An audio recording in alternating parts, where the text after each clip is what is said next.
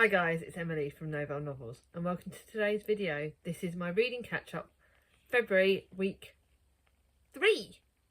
God, I can't believe we're on week 3 in February. It's literally like 2 weeks and it's March. It's so scary. Like the day after this goes live, it'll be a week and actually the day after this goes live, it'll be like a week and 1 day until March. How the hell has that happened already? Like, I know I'm ridiculously excited about March because obviously I've got my Bronte readers on, I've got my birthday, we've got Mother's Day at the end of the month, I've got my Life with Katie at the end of the month. We've got so many exciting things in March, and I am ridiculously excited, but February is flying by. Now, obviously, I'm thinking, by the way, this is something I would like your opinions on, because obviously all my weekly reading catch-ups are like the same title, basically, weekly reading, and a lot of the time I'm going to be wearing my hoodie for my other job at Baz Books. But would you guys like me to do maybe a different thumbnail back design per month? So I was thinking, obviously this is like the orange colour, and I was thinking in March I might do a different colour, like background, a different thumbnail background. What do you think? Do you think I should do like a different thumbnail background per month so you can tell that it's like a different month's ones? I don't know. Let me know down below. I'm really trying to debate how to make the thumbnails look a bit different, because at the moment they're all looking quite similar, and I want people to know it's a different video. But let me know. Anyway, I'd love to. I just want to get some feedback because I'm very indecisive. So, how's my reading going this week? I have finished 1, 2, 3, 4, 5, 6, 7. I've finished 7 books in a week, which is basically about a book a day, which is very good. I've got 2 more that I'll be finishing again today, so that's kind of like what happened last week. So I'm reading an average of 6 to 7 books a month, but I did finish some chunky ones, so I'm being a bit gentle on myself about that. Next month I have got not as many big books. I think I've got a few less big books, but obviously I've got some classics next month, so that it will do it. But I've read all my set TBR now, so I'm literally going to be mood reading for the rest of the month, which has already worked out all right because I've already DNF'd one book, which was The Cat in the City, which was a Japanese translated book, but it had some really weird stuff at the start and like quite rude stuff, and that was just enough to me to just go, that is not for me. So I have already DNF'd that. I literally read it when I read about 5 pages and went, nope, that's not for me. So I've unhauled 200 books already this month, which for me I'm quite happy about. But obviously, like I said, I've got my mood reading. So the first mood read book that I've decided to pick up, which I will be finishing today, is Code Breaking Sisters, Our Secret War by Patricia and Jean Ottaway. It is my non-fiction book, because I haven't realised I hadn't actually set a non-fiction book for the month. And this is really interesting. I don't know how I'm going to rate it yet, because it is non-fiction. I feel like because it's more of a memoir, you've got to be careful how you rate it. But it is good. It's really fascinating. I've just seen the pictures. I'm just over halfway through and I am really enjoying it. The next one you guys are going to laugh your head off with me is, my next mood read was The Trouble with Perfect, which is the sequel to a place called Perfect. And I had to put it down last night because I was getting scared. Yes, I am a giant flipping wimp. I know it. Don't laugh at me too much. But it's a middle grade book, but it's a middle grade fantasy, and it's about the place that was called Perfect in the first book. And then spooky stuff's happening in the second book. And it scared me last night, and I had to put it down. I couldn't read it too close to bedtime. And the Waffle Girls were laughing at me because I was so silly. But I've got and Mia thought it was stupid of me. Like, she was like, why are you being so scared? It's only a book. But I have a very creative imagination. I think Katie was talking about the way we picture things in our reading once. And yeah, it freaked me out. So I ended up finishing the night with the Code Breaking Sisters and reading this close to bedtime, but I had to sort of switch them up because I am a giant wimp. It is an alright series. I think I will try and find the third one in the series in the charity shop, but then once I've read the third one, I may well just give it up because it's not a series I'm loving for fantasy wise. It's alright, but maybe it's the creepy thing just doesn't necessarily sit well with me. Now, so the next book, right? I cannot tell you the author of this book because I'm reading it for a tandem read along. It's Hope Street. I can't tell you the author of it because this is it's an ad PR product. I'm not going to put that in the title because this is just the only one of it. And I've got 2 days worth to finish. I think I've got today. Yeah, today and tomorrow to finish it, I think. Maybe another day. But I'm not going to tell you the author. All I am going to, because it will be announced in my review. My review won't be going up till March. So again, even in my wrap up, I won't be able to tell you.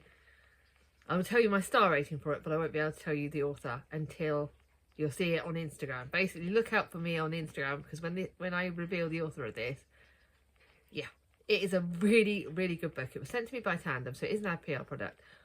But I am really, really enjoying it. We've got a couple of different authors. We've got there are two different sort of stories lines of it.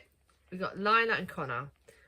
I do believe Connor is a neurodivergent character. It's not said in so many words, but it is pretty obvious the way it's written. I am a little bit on the challenging side with that because I'm fiercely protective of neurodivergent characters. I really am probably slightly more judgmental, but I do think it's done quite well. Lila is a journalist going to try and help Connor, and it does tackle a bit of bullying. It tackles things like that. I'm really, really enjoying it though. Really, really, really, really enjoying it. It is a proof copy, so I will be keeping it, and yeah, really loving it. So thank you, Tanya. So those are those. Now to the books that I've read.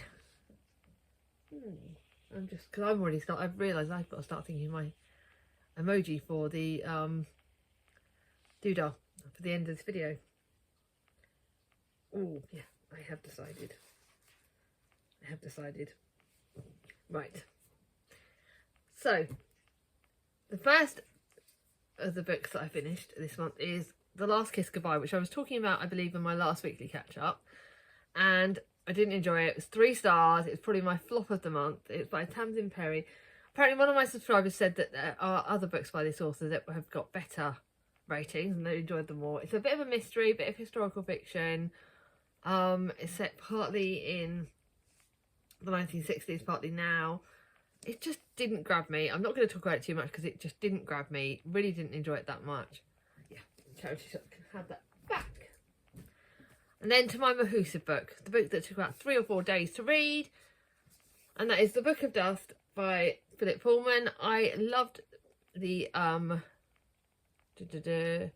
Northern Lights series. This was actually really quite good, actually. This is volume 1, so although I'm not going to keep it because it's Mahusive, I have decided that I will look for volume 2, and if I see volume 2 anywhere, I will get it and read it, because this was 4 stars. I know Jem rated it 5, but it wasn't quite as good as Northern Lights for me, and it was very, very long and very heavy, and because with my problems with my joints at the moment, it's really hard to hold. Like, I'm really struggling with holding it, but it was really good.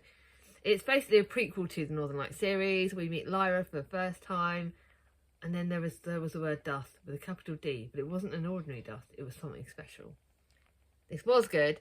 It did take a bit of time to get into, but yeah, I did enjoy it. It just kind of has made me want to go back and read the Northern Lights series again, actually. So you never know, at the end of the year, or maybe next year, I'll reread that whole series again. But yeah, this was good.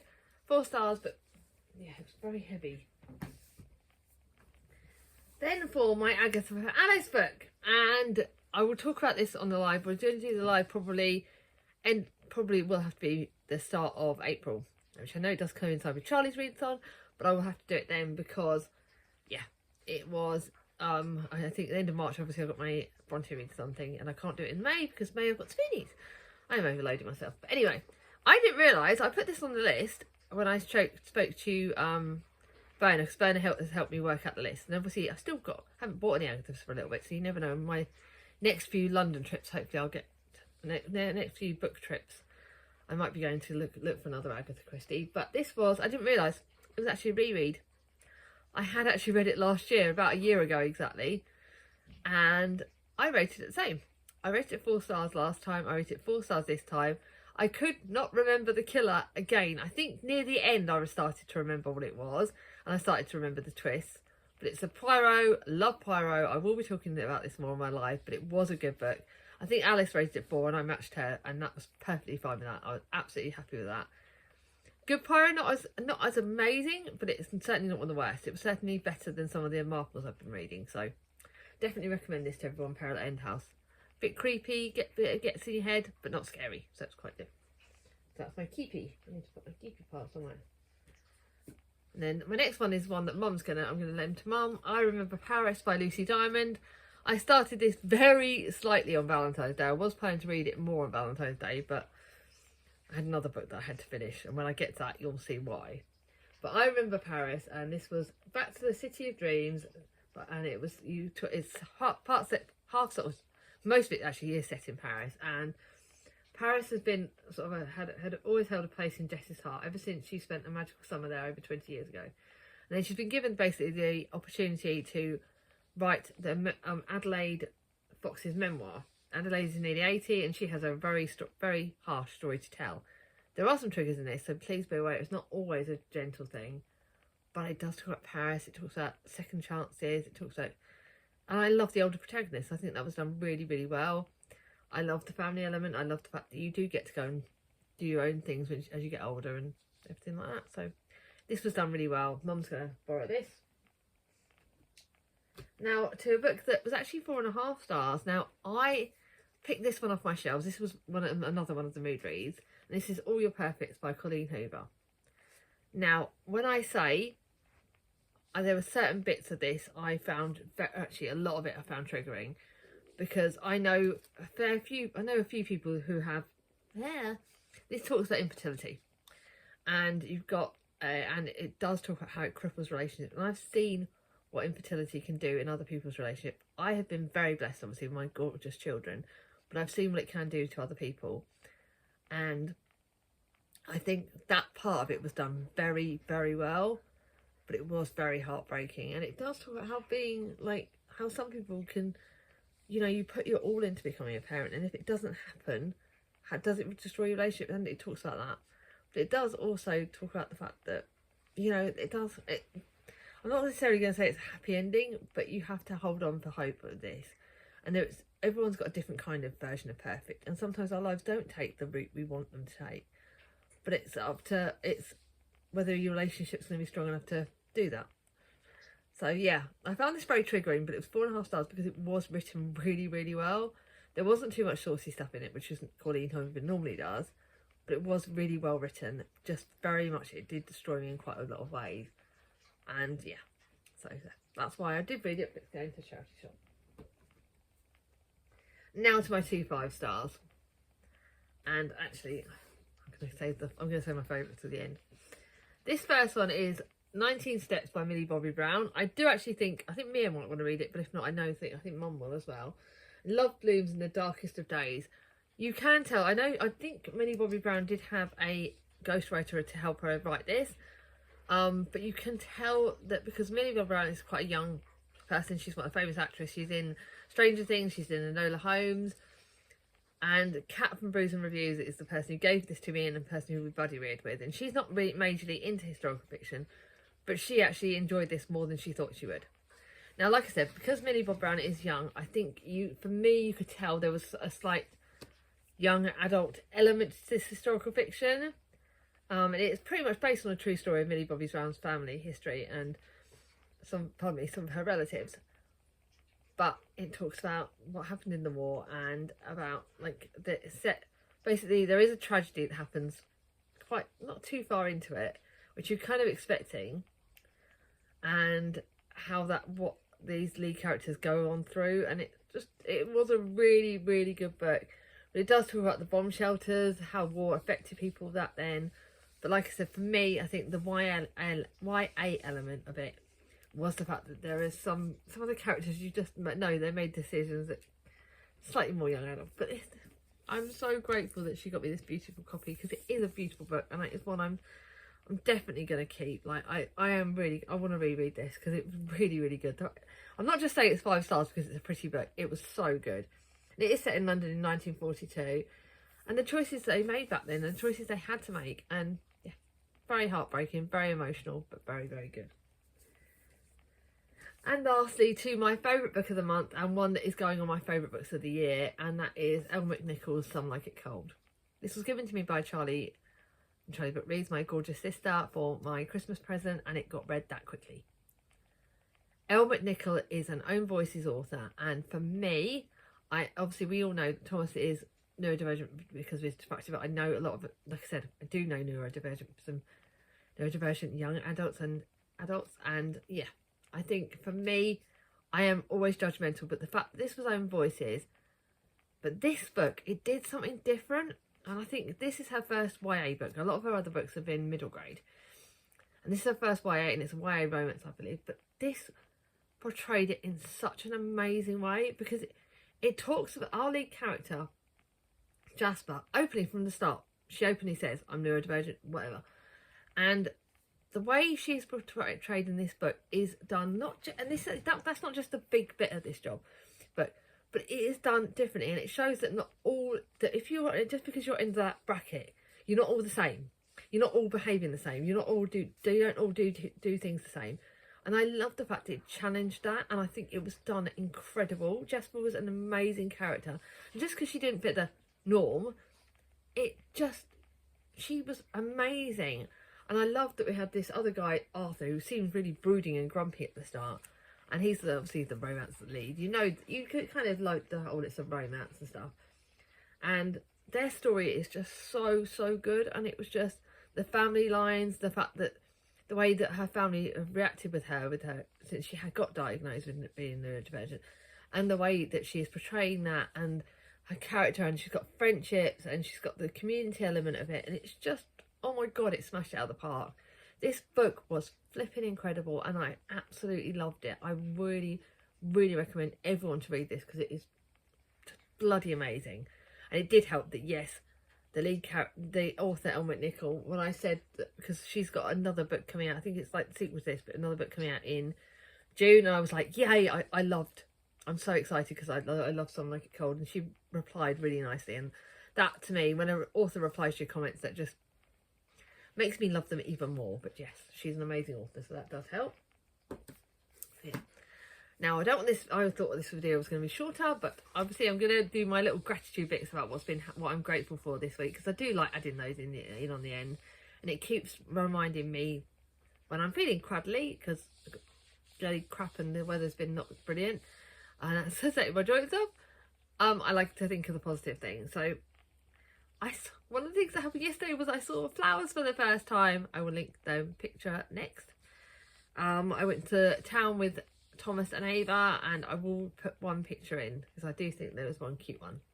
They just made me die. Actually, no, I won't put a picture in there, because I do feel a bit, no, I won't.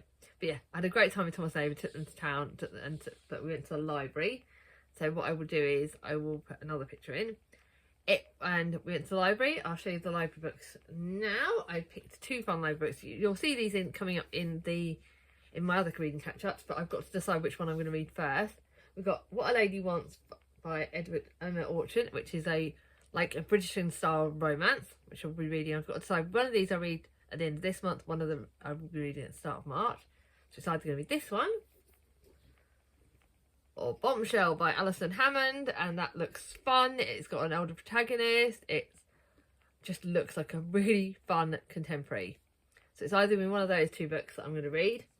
I'd love to know what you guys think, because I might wait until you see what you guys think. If you guys can tell me if either of these 2 get commented on the most about which one I should read, I might go with what you guys tell me. But because I've not got to pick it up straight away, I can pick it up over the weekend. Yeah, so I did that. We obviously have Valentine's Day. I'm going to put a lovely picture behind of the fact that Chris got me a massive chocolate bar. I'm still nearly going about halfway through it, because chocolate does make me icky if I eat too much of it. And he bought me a lovely book. So he bought me that in a gorgeous card. He wrote the most sweetest card. And then lastly, I made biscuits with Thomas. And I'm going to be baking cupcakes with him tomorrow, because he does love baking. So actually I'll include that picture down below. So I think I did tell you about getting into the heart. I'm trying to think. I think if you got to the end of this video, do me like a cookie emoji, because we have been making biscuits or cookies. I think there was a cookie emoji. So do me like a biscuit or a cookie emoji if you got to the end of this video, because I really, really did enjoy making those with Thomas. If you like this video, give it a thumbs up. If you're new to my channel, not subscribed yet, ring on my ding-a-ling, and I'll see you all soon. Bye-bye.